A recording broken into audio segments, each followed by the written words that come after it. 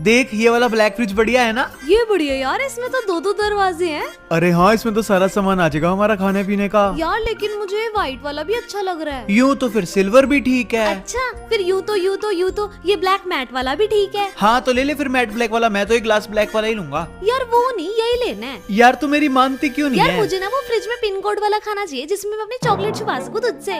यार तू चॉकलेट के लिए ये वाला फ्रिज ले रही है? अरे ये ले, तू ये 10 रुपए रख, जा जितनी चॉकलेट खानी है तो खा ले। फ्रिज तो अपन यही वाला लेंगे। अच्छा ठीक है, मैं इसकी चॉकलेट लेकर आ रही हूँ, तू करा ले वो वाला फ्रिज पैक, हम वही वाला लेंगे। बाय। चलो हो गया काम। फ्रिज तो यही वाला लेंगे हम।